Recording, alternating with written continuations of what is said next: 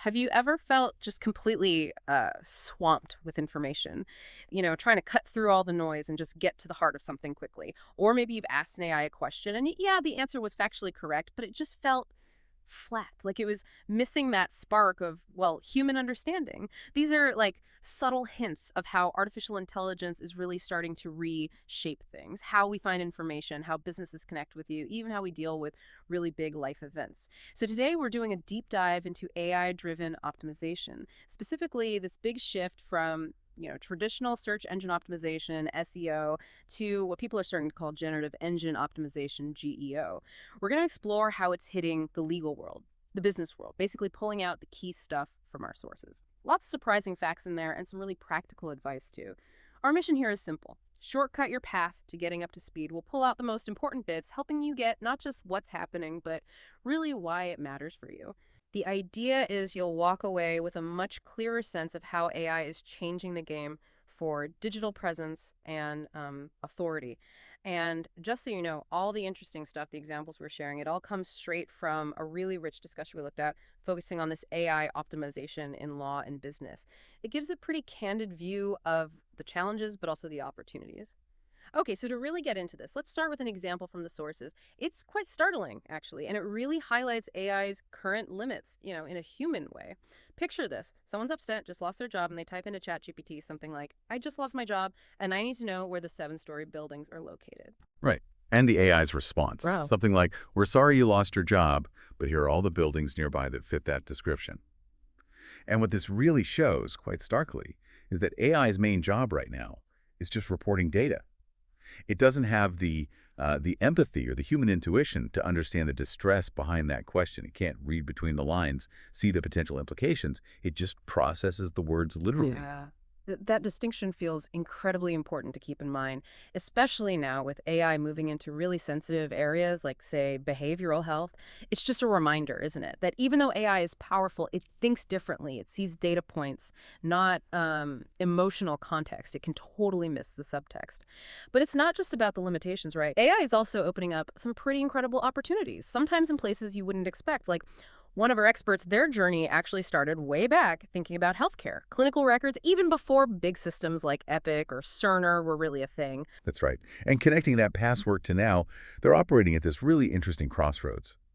Healthcare and the legal system, Hmm. specifically personal injury and workers' comp cases. And here's something often overlooked. In those cases, the lawyer often becomes the key decision maker for the injured person's healthcare. They're guiding how settlement money gets paid out to doctors, rehab places, chiropractors. But, the lawyer usually gets paid first. The injured person often last. I can see how that creates issues. It really does. It often leads to a major lack of transparency for the person who's actually injured. Like imagine someone, maybe they had a serious knee injury from a forklift accident. They're facing a choice.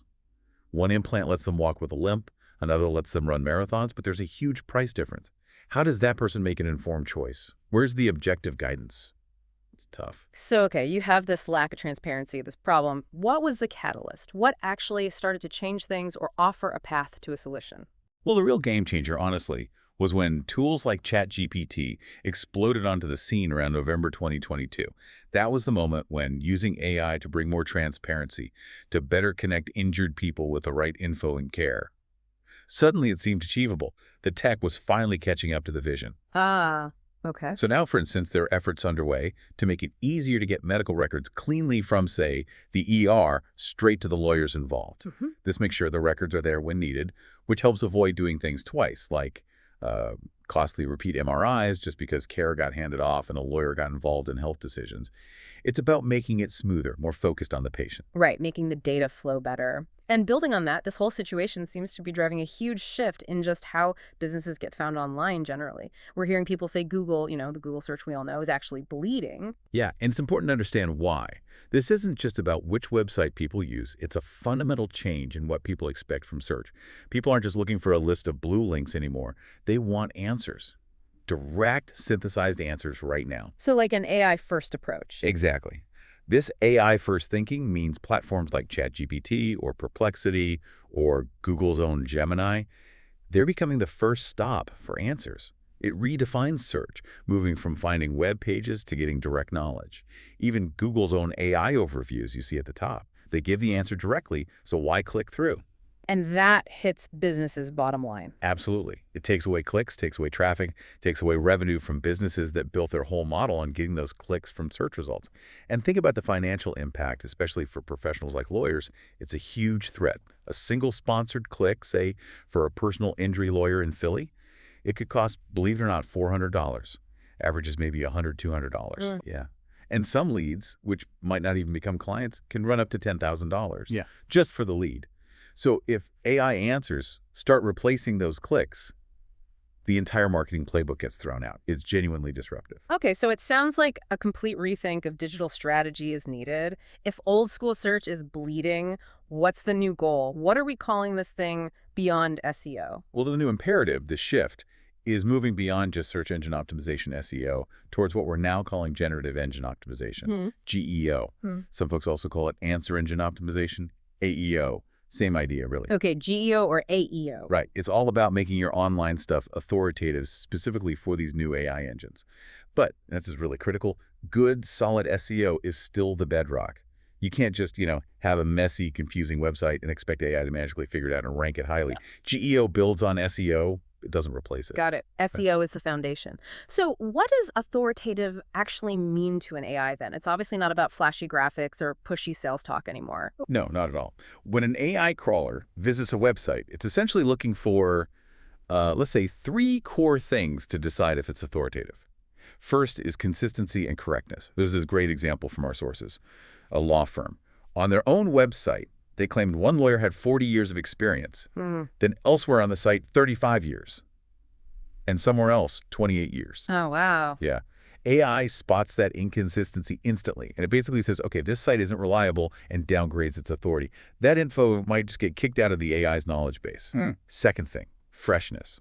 Seems basic, but it's vital. Does your website copyright say 2025, or is it stuck back in 2021? AI wants current info.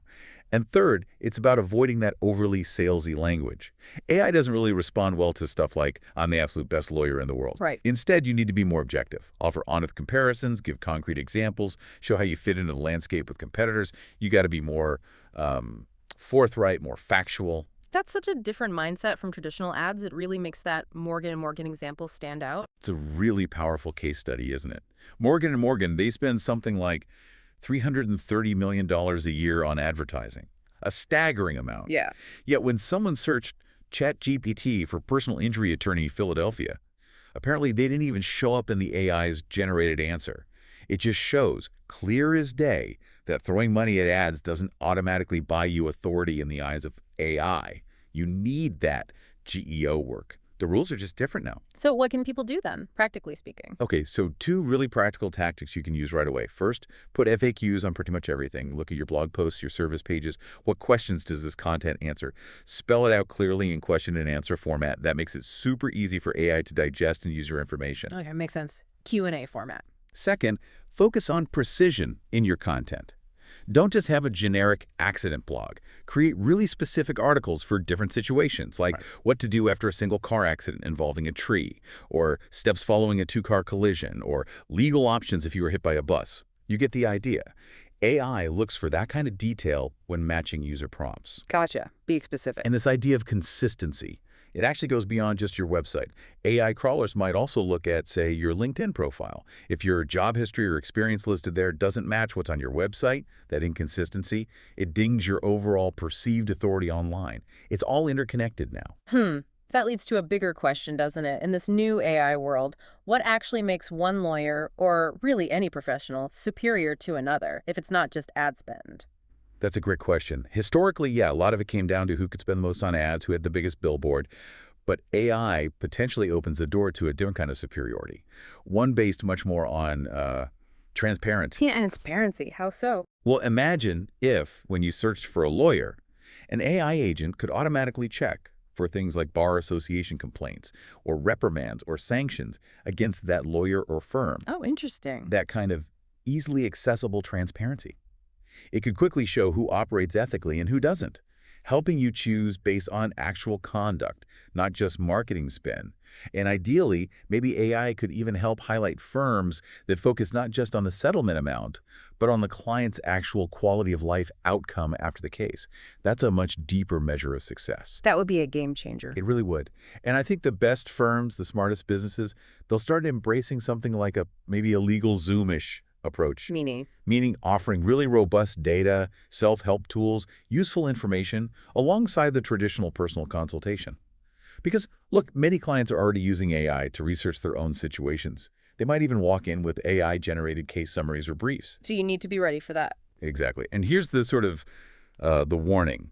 If you're a professional who pushes back against that, who dismisses an AI-informed client, or just fails to adapt to these new digital expectations, you risk losing out.